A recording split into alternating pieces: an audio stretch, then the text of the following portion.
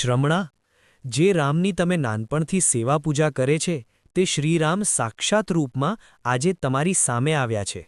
તું આજે તેમની મન ભરીને સેવા કરી લો. શબરી પોતે તાપસી હતા, વનવાસી જાતિના હતા. તેનું મૂળ નામ શ્રમણા હતું. શ્રમણા નાનપણથી જ ભગવાન શ્રીરામના ભક્ત હતા. શ્રમણાને જ્યારે પણ સમય મળે ત્યારે તેઓ ભગવાન શ્રીરામની સેવા પૂજા કરવા લાગતા. જો કે ઘરના સભ્યોને તેમનું આવું વર્તન ગમતું નહોતું.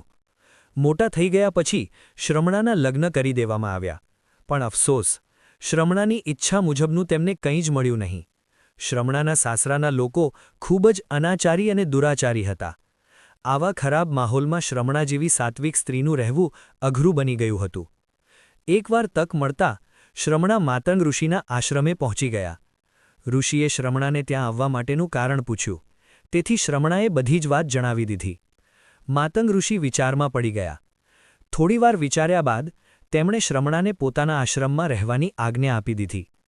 શ્રમણા પોતાના વર્તન અને કામથી બહુ જ જલ્દી આશ્રમવાસીઓના પ્રિય બની ગયા. આ સમય દરમિયાન જ્યારે શ્રમણાના પતિને આ વાતની ખબર પડી તો તે ખૂબ જ ગુસ્સે થઈ ગયો. તે શ્રમણાને ઉઠાવી જવા માટે તેના કેટલાક સાથીઓને લઈને આશ્રમમાં પહોંચી ગયો. માતંગ ઋષિને આ વાતની ખબર પડી ગઈ. શ્રમણા ફરીથી તે વાતાવરણમાં જવા માંગતા ન હતા. તેથી તેમણે કરુણ દૃષ્ટિથી ઋષિની સામે જોયું. ઋષિએ શ્રમણાની આસપાસ અગ્નિ કવચ રચી દીધો. જેવો તેમનો પતિ આગળ વધ્યો કે તરત જ આગ વધવા લાગી. તેથી તે ડરીને ત્યાંથી ભાગી ગયો. આ ઘટના પછી તે ક્યારેય શ્રમણાને લેવા માટે આવ્યો નહીં.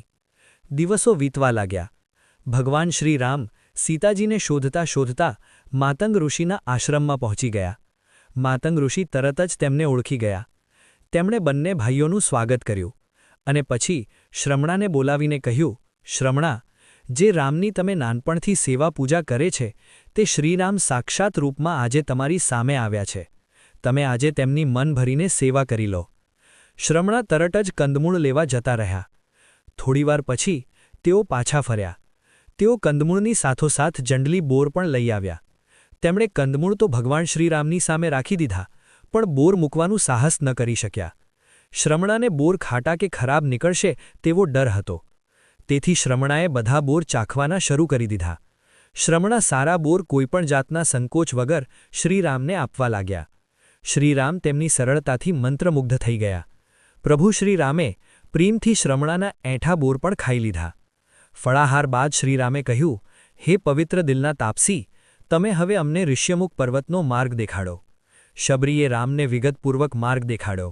અંતમાં કહ્યું, ભગવન, તમે હવે એક થોડીક જ વાર થોભી જાઓ.